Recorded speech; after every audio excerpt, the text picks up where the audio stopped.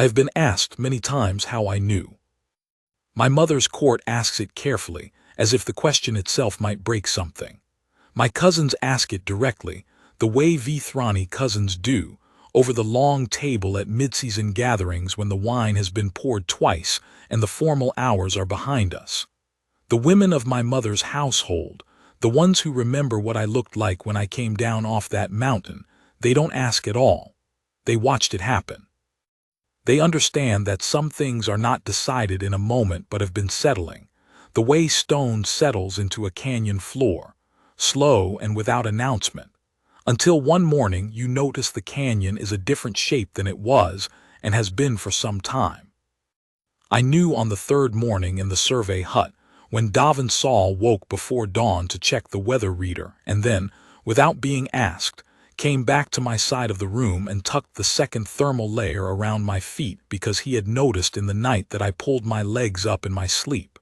He did not say anything. He went back to his instruments. He did not know I was awake. That is how I knew. But I am ahead of myself. That is a habit I have when I talk about Davin, beginning at the part that still matters most instead of the part that happened first.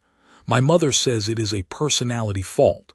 Davin says it means I know what I'm talking about.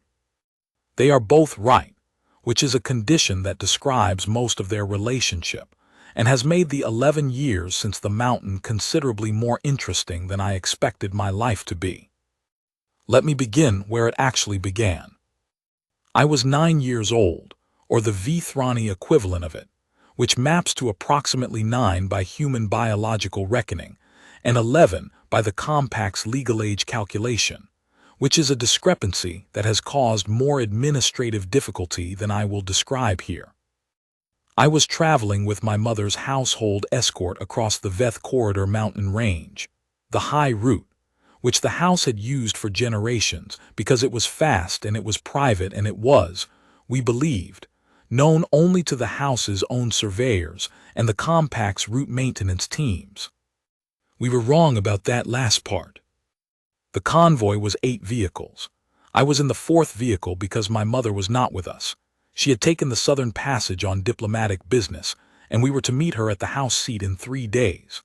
My guardian for the transit was Coral Solon, my mother's second household coordinator, a thin, precise Vithrani woman who had been running house logistics for 17 years, and who managed to be simultaneously warm and entirely without sentiment about anything practical. I liked Coral. She used to quiz me on transit code provisions the way other guardians read stories, which at the time I found annoying and have since found to be one of the more useful things anyone has done for me. The ambush happened at the 3rd switchback below the Kess saddle. I learned later that it was a coordinated operation, 2 vehicles blocking the route ahead, a signal jamming device on the ridge above, a team positioned at the tree line below. They were not interested in the household staff. They were interested in the 4th vehicle specifically, which tells you they had information about the convoy's composition that they should not have had, which is a security failure my mother addressed thoroughly and did not repeat. What they wanted was a Vithrani princess of the senior house line, transportable, alive, and deliverable to a handover point on the far side of the range. What they got instead was an avalanche. The ridge above the 2nd blocking vehicle was unstable. Whether the signal jamming device contributed to that instability through its transmission frequency, I genuinely do not know, and the subsequent investigation produced inconclusive findings. What I know is that the snow came down fast and loud, and the 4th vehicle was carried off the route and down the slope, and I was in it. I remember the noise more than anything else, and then quiet, and then cold. I was not badly hurt. A cut above my right ear from the vehicle's interior frame, a bruised left forearm, altitude sickness that I didn't yet know I had because I had not been at that altitude long enough for the symptoms to announce themselves clearly. I was in the snow at the edge of a tree line I didn't recognize, in the dark, in the beginning of what would become a significant storm, and I had no comm device and no emergency beacon, and no idea which direction led to the route or to anything that was not more mountain. I walked toward the trees, because the wind was less in the trees. I don't know how long I walked. I know I was cold in a way that had stopped being urgent and become simply the condition of existing, which is a sign I recognized later as the early stages of hypothermia and didn't recognize at the time as anything except the mountain being the mountain. I know I fell twice. I know I stopped at some point and sat down against a tree root because my legs had decided something I had not decided, and I looked up through the branches at the sky and thought, with the peculiar clarity that apparently comes with the early stages of hypothermia, that the stars here were arranged differently than the stars at the house seat, and I wondered if that was because of the altitude. That is where Davin Saul found me.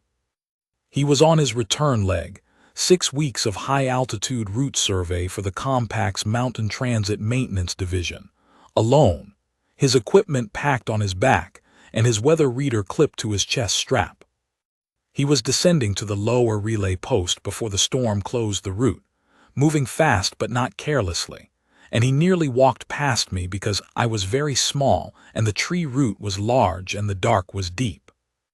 He stopped because I was wearing a house robe under my travel coat, and the house robe's hem was pale, and pale things catch the eye in the dark more reliably than dark things. He crouched down in front of me. I remember looking at him, a human face, which I had seen before but not often, weathered in the particular way that people who spend time at altitude get weathered, with lines at the corners of his eyes and a frost-burned look to his nose and cheeks. He was wearing a heavy survey rig gray and orange compact issue, with a battered unit badge on the left shoulder. He looked at me for a moment, not a long moment, not the kind where someone is deciding what they are going to do, but the kind where someone is gathering information. And then he said, in perfectly serviceable Vithrani standard, which surprised me considerably, "How long have you been sitting here?" I told him I didn't know. He said, "Can you stand?" I said I thought so. He said, "Let's find out," and put his hand out, flat, palm up, and waited for me to take it. I took it. He pulled me up with the particular kind of steadiness that comes from knowing your own balance completely, and kept hold of my hand for 3 additional seconds while he assessed whether my legs were going to cooperate, and then he released it and said, "All right. There's a survey hut 40 minutes upslope. Can you walk?" I said yes. He said, "Tell me if you need to stop." That is also, as it turns out, how I knew, but I didn't know it yet. The 40 minutes up to the hut were the longest 40 minutes I had spent to that point in my life. Davin walked slowly enough that I could keep pace, which was not his natural speed. I could tell by the length of his stride and the set of his shoulders that he was calibrating himself to me, not to the mountain, the way you calibrate a piece of equipment to the conditions rather than to what you wish the conditions were. He didn't say much. He asked me once if I was dizzy, and I said a little, and he nodded and adjusted our route, choosing a longer line that avoided the sharper elevation gain, the kind of adjustment that costs time but costs nothing else. He carried his survey pack and his equipment case, and also the emergency thermal from his pack that he wrapped around my shoulders at the base of the first real pitch without comment, because the wind had picked up and I was shaking, and it was the obvious thing to do. He checked on me twice more on the way up, not obtrusively, a glance, a slight pace adjustment, once a hand extended without comment at a difficult section of icy scree. I did not need to ask for any of it. He was simply paying attention and acting on what he saw. The hut was a single-room compact survey shelter, the permanent kind bolted to a rock shelf above the tree line, built to outlast the weather that happened to it year after year, and designed by people who understood that the things you might need on a mountain in a blizzard are not interesting but they are specific. Survey log on the wall. A camp stove. 2 bunks, one above the other, both with sealed thermal bags. An instrument station in the corner with a weather reader, a topographic display, and a mountain relay comm that could, under good conditions, connect to the Compact's network. A medical kit bolted to the wall beside the door. sealed ration containers in the lower cabinet. Davin got the stove lit before he did anything else. He did it without the small ceremony that people sometimes bring to tasks they are performing for an audience. He lit it, adjusted it, and then came to where I was standing beside the lower bunk and said, "Sit down. Let me look at your head." He examined the cut with a small light from his kit, pressed the edges together with medical tape from the same kit, and taped it efficiently and without drama, the way someone does a thing they have done before and have no particular feelings about. He examined the arm. He said it was bruised but not broken, and I should avoid using it for leverage for a day or two. He gave me an altitude sickness tablet and a cup of water, and told me to take the tablet before the water cooled. Then he heated water for grain paste, which is a pressed grain compound that compact surveyors carry because it is light and it keeps, and it provides what the body needs at altitude, and which is not something I would normally eat but which tasted, at that moment, like the best thing I had ever consumed. He asked me my name. I told him Sale. He asked me where I was traveling from. I told him about the convoy, the switchback, the avalanche, in the brief way you describe something when you are still too close to it to know what to say about it. He listened without interrupting. When I finished, he said, "Your people will be looking for you," not a question. I said yes. He said, "The comm window is at 200. I'll file a welfare registration then." He did not ask me who I was. I noticed that.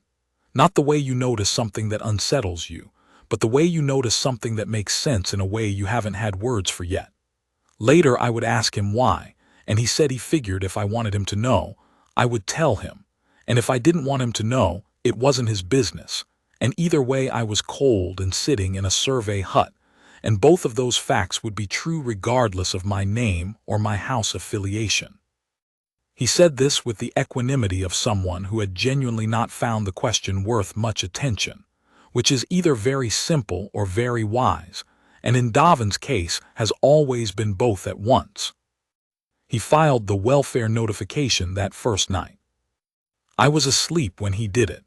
I did not make it past the first hour on the lower bunk, pulled under by altitude and exhaustion and the particular weight of cold leaving a body. But he told me the next morning, and when I eventually obtained the compact's records on the incident for my own purposes, many years later, I found the entry exactly as he described it. A welfare registration filed at 2:14 hours on the mountain relay, brief and precise, noting the presence of one Vithrani miner in good condition at Survey Station Sci-Fi HFY, requesting welfare acknowledgement and search coordination from the Compact's Mountain Rescue Division. He listed himself as temporary guardian of record under Compact Welfare Code Section 7, which requires any Compact contractor who takes physical custody of an unaccompanied minor to register that custody formally before the next comm window closes. He did it at 2:14 in a blizzard on a mountain relay because the window was 200 to 2:30, and that was when the filing could get through. He did not wait for morning. He did not wait to know who I was or whether it mattered. The window opened and he filed, and that was the whole of the reasoning. The second day in the hut was quiet in the way that mountain days can be quiet when a storm is working itself out overhead, and the world inside a well-sealed shelter is simply the two of you and the tasks that need doing. Davin ran his instrument checks in the morning and wrote his survey log, which he did by hand in a narrow notebook with a kind of focused attention that I found, as a child who had been told all her life that written records were something you delegated, unexpectedly interesting. He ate breakfast and then made breakfast for me and set it on the edge of the instrument shelf near where I was sitting, because that was where I was sitting, with the same matter-of-factness he brought to everything. I asked him questions, which is my natural condition. I asked him about the route survey and what it involved, and how the Compact's mountain transit network worked, and whether the instruments in the corner were measuring the weather or the terrain or both. He answered all of them directly, without the particular tone that adults sometimes use with children when they are performing patience rather than exercising it. He answered them the way he would have answered them if I were anyone, which is to say completely, including the parts he found genuinely interesting, which were the topographic measurement systems, and the way the mountain range's geology affected transit route stability. I asked him if he was afraid when the door was being tried. He had not told me about the door yet. I had heard it in the night, and I had stayed on the upper bunk as he had asked me to, and I had not come down, and in the morning he had not mentioned it, and neither had I, and now I was asking. He looked at me for a moment, then he said, "A little. Not a useful amount." I said, "What do you mean, not a useful amount?" He said, "Fear's useful when it tells you to move faster or be more careful. It's not useful when it tells you to open the door." So I noted it and kept it where it was. I thought about that for a long time. The trafficking recovery team arrived the next afternoon. There were 4 of them, in cold weather gear without house or agency markings, which was the first thing Davin noticed, and the thing that told him, before they reached the hut's door, that something was wrong. He had been outside checking the weather reader when they appeared on the lower approach, moving with the purposefulness of people who know where they are going. He watched them for the time it took to count them and note the absence of identification markings and estimate their distance. Then he came back inside and latched the door and told me to go to the upper bunk and stay there regardless of what I heard. I asked him why. He said, "Because the people coming up the path don't have IDs, and the people who come up a mountain without IDs in a blizzard the day after an avalanche aren't usually lost hikers." He was right about that. He moved through the hut with the economy of someone who has already thought about this possibility and knows what the available options are. The survey equipment lock cable from the instrument station, threaded through the interior door handle bracket and secured with the equipment lock code. The medical kit taken from the wall and set on the instrument shelf where he could reach it. The hut's secondary comm toggle switched on, which opened a low-power emergency broadcast on the Mountain Rescue Division's monitoring frequency, not enough to transmit clearly, but enough to register as an active signal at the lower relay post. Then he stood to one side of the door and waited. The team leader was a man who spoke compact standard without an accent, and had the professional ease of someone who had done this kind of work many times. He told Davin through the hut's door that they were a welfare recovery team from House Veth looking for a lost child, that they understood there was a minor in the shelter, and that they were there to take custody and convey the child to safety. Davin said through the door, "Show me your welfare transfer authorization." There was a pause. The team leader said they had verbal authorization from the house's chief coordinator.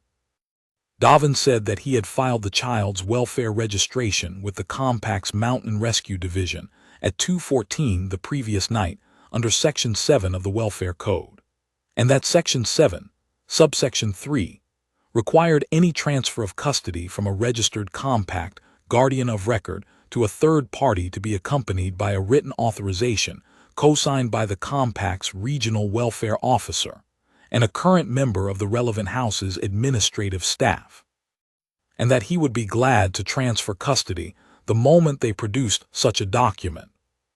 There was a longer pause. The team leader said they could obtain the document. Davin said he would wait. I was on the upper bunk with the thermal bag pulled over my knees. I could see Davin from where I was standing beside the door, not touching it, not performing anything, simply standing there with the cable lock in place and the comm toggle running its quiet emergency signal into the mountain frequency. He looked the way he looked when he was running his instrument checks.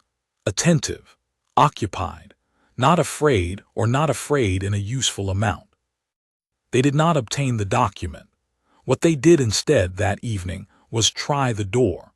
The door of a compact survey hut at that altitude is rated for extreme weather and latches from the inside with a mechanism designed to hold against significant force. The cable added to it was a survey equipment lock rated for the weight of instrument cases in high wind conditions. The combination was, Davin told me later, not impenetrable, but it was more than 4 people with cold hands, and no tools were going to move in a reasonable amount of time. They were at the door for approximately 12 minutes. The sounds were specific and purposeful, and then they stopped. In the quiet after, I heard Davin move to the instrument station. The 2100 comm window was open. He filed a second report, incident level, not routine, noting the approach of 4 unidentified individuals claiming to be a welfare recovery team, the absence of any transfer documentation, and the physical attempt on the hut's door, and requesting urgent assistance from the compact's Mountain Rescue Division. He added a second notification, addressed to the House Veth administrative contact registered with the compact's Outer Settlements Directory, with the same information and the welfare registration number from the night before. That second notification reached my mother's household secretary at 2147. My mother received it at 2203. She was still in the middle of her diplomatic meetings. She concluded them in approximately 40 minutes, which anyone who knows my mother understands represents a significant compression of what would normally have taken another full day. The house search element was already moving. She chartered a fast courier for herself and sent it north with the search element's forward team. The Mountain Rescue Division's team and the house search element arrived at Survey Station HFY 4 within 4 hours of each other on the third morning. The trafficking team was gone. They had no reason to remain once the rescue signal was confirmed active and the rescue window was clearly closing around them. The storm had broken in the night. The mountain was very bright and very still.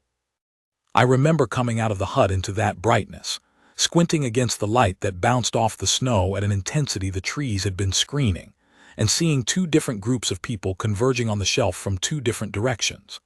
The mountain rescue team in compact orange and gray, equipment cases and stretchers, and the organized movement of people who practice this regularly. The house search element in plain cold weather gear, moving faster, less organized, more urgent. And behind both of them, further back on the approach slope, a single figure in a travel coat with a bag over one shoulder, moving at a pace that was not quite running, but had the quality of someone who has decided that walking is insufficient and has found a register between the two. That was my mother. She had not waited for the formal convoy. She had taken the courier and gotten off it at the lower relay post and come up the mountain on foot the last section, alone, because she is who she is. I did not go down the slope toward her. I am not sure I could have. I stood on the shelf in front of the hut and watched her come up, and when she reached me, she did something she does almost never, which is she put both hands on my face and held it and looked at me for a long moment without saying anything at all. Then she said, in a voice that had all of its usual precision and none of its usual steadiness, "I need you to tell me you are not hurt." I told her. She was satisfied with the answer. She let go of my face and straightened and turned, and that was when she saw Davin for the first time. He was standing to one side, as he had been standing to one side during the mountain rescue team's assessment of the situation, with his survey pack on his back because he had repacked it while I was eating the morning's grain paste. In the methodical way he approaches a day's first tasks. He was waiting, with the patient quality he brings to waiting, to see what was needed of him before he continued down the mountain. My mother looked at him for a moment. Then she said, in compact standard which she speaks precisely if not natively, "You are the survey contractor." He said yes. She said, "You filed the welfare registration at 2:14. He said yes. She said, "And the incident report at 2100. He said yes. She looked at him for another moment. Then she said, "The Mountain Rescue Division's emergency signal showed your secondary comm toggle had been running since the previous evening." He said he'd wanted the relay post to have something to track if the situation required it. My mother said nothing for a moment. Then she said, in Vithrani, which she uses when she wants to be precise, "I will remember your name." Davin said, in Vithrani that was less polished than my mother's but sufficient, "You don't need to." My mother looked at him with an expression I recognized, because she directs it at me sometimes, which is the expression that means someone has surprised her by saying something true in a direction she wasn't expecting. She said, nevertheless, and turned back to the mountain rescue team's coordinator, because there was still the matter of the trafficking team's route and the investigation to organize and the secure transport back down the mountain. And my mother does not allow a conversation to become more than its necessary length when there are things to do. Davin went down the mountain that afternoon on the route he had originally planned to take. He came to the house seat 4 months later, when his posting concluded, because my mother had sent an invitation with the courier that left the mountain, and he had accepted it in the way he accepts things, without performance, without extensively examining it, having noted that it was clearly stated and required a response. He sat in the formal reception room with the house seal on the wall and the ceremony staff arranged appropriately, and the tea service brought in house silver, which is what my mother does when she wants to communicate that something is serious. And she did what she does when a debt of the kind I have described has been incurred and must be recorded. She thanked him formally in the Vithrani tradition, with the specific phrasing and the specific gesture that means, in rough translation, I acknowledge a debt that is not dischargeable by any ordinary means, and I name it in front of witnesses so that it exists in the record. It is not something my mother does easily or often. It is not something done lightly in any Vithrani house. Davin received it correctly. He stood still and did not interrupt and did not minimize what she was saying, which most non-Vithrani people do when they are uncomfortable, reaching for a deflection or a qualifier, because the weight of being formally thanked by someone who means it is heavier than most people expect. He was clearly somewhat uncomfortable. He bore it with the same quality he had brought to the door, not afraid, or not afraid in a useful amount, and the amount of discomfort he was carrying was not, evidently, a useful amount either. After the ceremony, my mother poured tea and asked him about the mountain survey, and he told her about it with the same directness he brings to everything, without performing modesty or false casualness, and she listened the way she listens completely, without looking anywhere except at the person talking. I watched them from the corner, where I had stationed myself before his arrival, and where no one had told me to go and no one had told me to leave. I thought that they were, in some way I could not articulate at the age I was then, recognizing each other. Two people who do their work the same way, who mean what they say and are accustomed to being taken seriously, finding that quality in each other without naming it. I was already certain, I think, even then. But certainty at that age has the quality of something that hasn't yet been tested, and I did not trust it enough to name it even to myself. He came back the following spring, and the spring after that, and by the 4th year it was simply a feature of the year's rhythm that Davin saw would come through the house seat when the northern survey route brought him into the corridor. He would sit with my mother and discuss transit policy and geological survey methodology and the compact's northern infrastructure programs, and they would disagree about the Eastern Spur expansion in the careful way of two people who respect each other enough to disagree properly, with documentation and precedent rather than volume. He would drink tea in the formal room, and then tea in the informal room, and then dinner at the house table. And none of it was remarkable anymore, except in the way that something being where it belongs is never remarkable until it is not there. I watched him during those years with the specific attention I bring to things I am trying to understand completely before I name them. I watched him with my mother, who respected him, and was occasionally exasperated by the flatness of his positions on matters she thought admitted more nuance, and who trusted his judgment in the areas where he had judgment worth trusting, which were more areas than she had initially expected. I watched him with the household staff, whom he remembered by name and treated with the same level attention he gave everyone else, which in a house environment is more notable than it should be. I watched him work, reviewing route data at the house seat survey reference station, filling his narrow notebooks with hand-logged figures, checking instruments with the same quality of attention whether or not anyone was present to observe the care of it. I watched him disagree with my mother in a compact transit advisory meeting about the Valley route realignment proposal. Disagree directly, with prepared supporting data, not interested in being right so much as interested in the route being correctly assessed, and then concede the point she made in return with the same lack of performance he brought to everything else. I watched him eat breakfast alone in the house dining room early, before the household was awake, reading his survey log with the focused quiet of someone who does not require company to know what they are doing with their time. These are not dramatic things.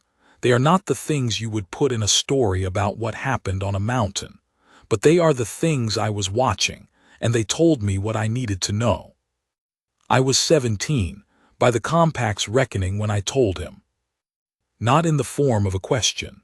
I had thought about how to say it for a considerable time, and I did not want it to sound like a question, because it was not one. I found him in the corridor outside the house's Western Survey reference room, where he had been reviewing the new mapping data on my mother's transit route expansion proposal. And I said, I have been certain for some time that what I want is a life that includes you in it permanently, and I am telling you this so that you know, and so that you have time to think about it before I ask you formally. He was quiet for long enough that I understood he was actually thinking. That is one of the things I had watched in 4 years and found reliable. He does not perform the consideration of something he has already decided. He either thinks or he doesn't, and when he does, it takes the time it takes.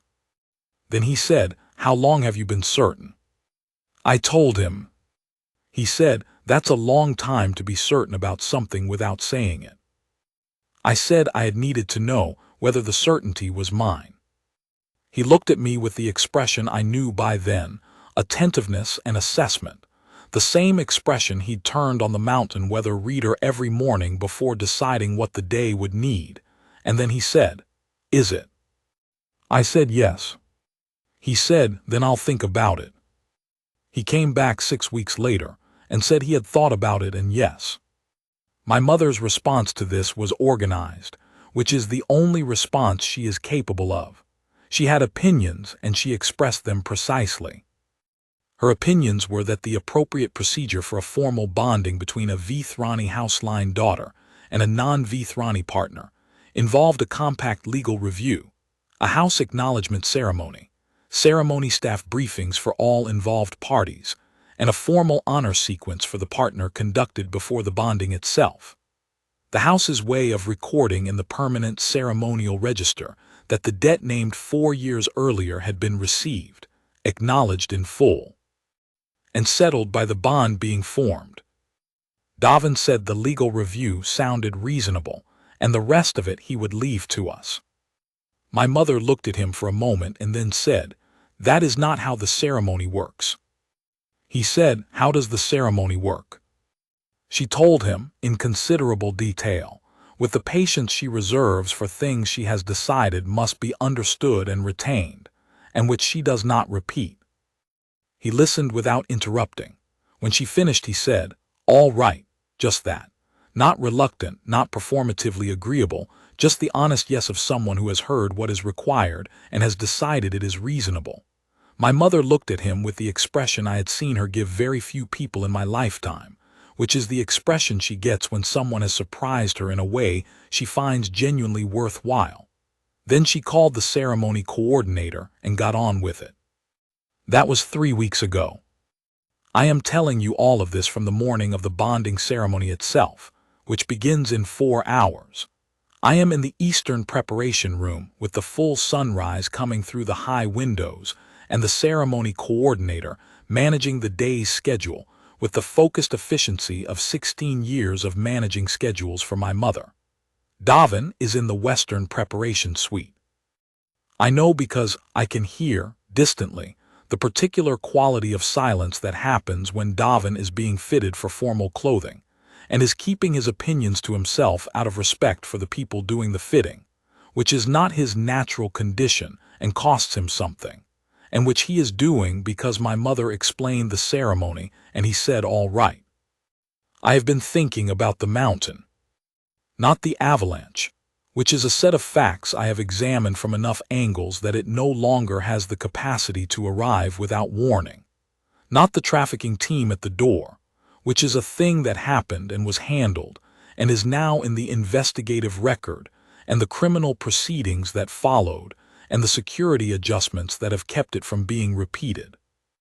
What I have been thinking about is the first morning, when I woke in the lower bunk and the hut was gray with early light, and the storm was still working on the ridge above, and Davin was already at the instrument station running his morning checks, because that was what the morning required. He had his back to me. He was moving through his instrument log with the attention he brings to anything he has decided merits attention, which is everything he actually does, and nothing he has decided is not his to do. After a few minutes, without turning, he said, "There's grain paste on the stove when you're ready." He did not ask if I'd slept. He did not perform the care of checking on me. He had noted that I was awake and told me there was food, and then gone back to the instruments, because the instruments needed checking and breakfast needed eating, and both of those things were simply true. I have thought about that moment many times in 11 years, about the particular quality of being treated as someone who could be relied upon to get up and eat breakfast without being managed, about the way he calibrated his pace on the mountain without making it a performance, about the thermal layer tucked around my feet in the dark because he had noticed I pulled my legs up in my sleep, about the welfare registration filed at 2:14 because the window opened at 200 and the filing needed to get through, and so he filed it. These are not heroic things. They are not the things that make stories, not the avalanche or the trafficking team or the door held by a cable lock, and the kind of knowledge that gets filed rather than displayed. Those are the dramatic architecture. The actual substance is grain paste on the stove when you're ready, and a thermal layer tucked in the dark, and a welfare notification sent because the window was open. What humans do, I have found in 11 years of watching one specifically, is the undramatic thing completely. They do not annotate it or perform it or wait to see if someone is watching. They notice what needs doing and they do it, and then they get on with the day. Davin does this in the way that I think he has always done it, not because he was trained to or because he decided to, but because it is simply how he is made. The mountain survey is done correctly whether anyone reviews the logs or not. The thermal layer goes around the feet because the feet are cold. The welfare registration is filed when the window opens because the window opened, and the child was there, and those two facts were sufficient. I am going to marry that man in 4 hours.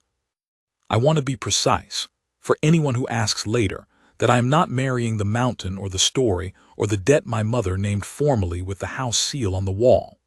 I am marrying Davin Saul, who heated water for grain paste and filed a welfare registration at 2:14, and said I'll think about it and then actually thought about it, and who is right now on the far side of this building being fitted for formal Vithrani ceremony attire and keeping his opinions about that process to himself.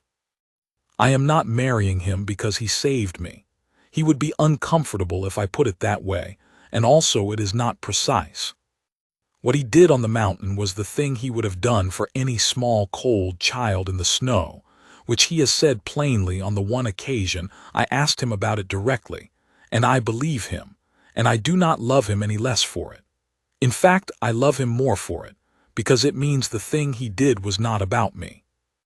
It was about a cold, small child in the snow, and what a person with Davin Saul's particular organization does when they encounter one.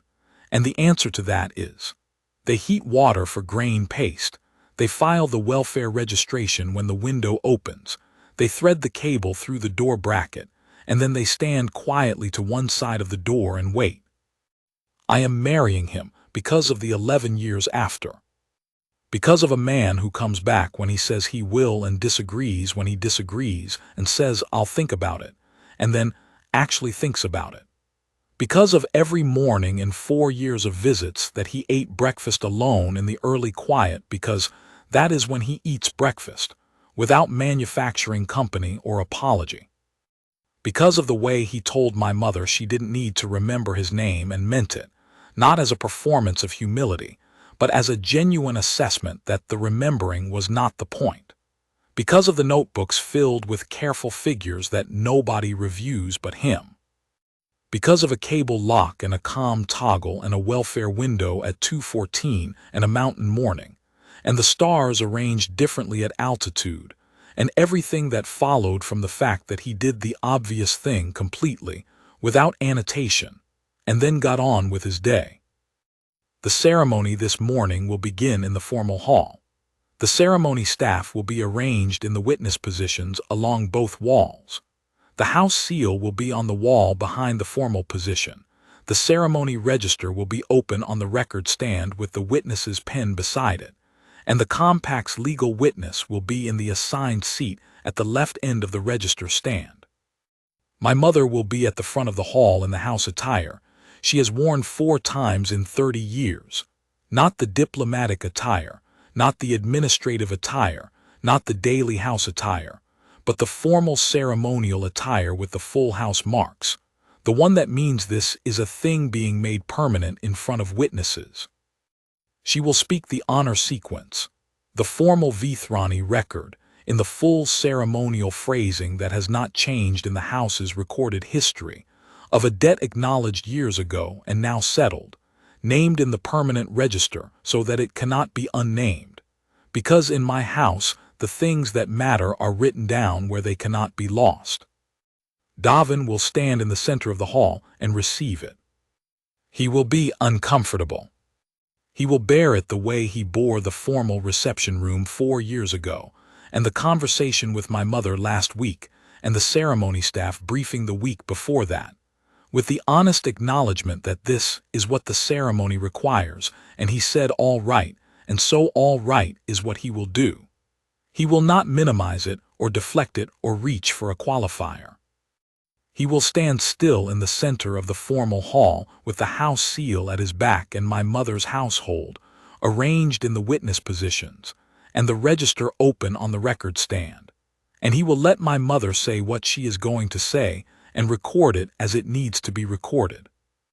After the honor sequence, my mother will step down from the formal position and come to stand beside me, which is not the traditional arrangement, but is the arrangement she has chosen because she is my mother and this is her house, and she has the authority to make adjustments, and she told the ceremony coordinator this adjustment was not optional. We will stand together and look at him. We will not say anything. We will not need to.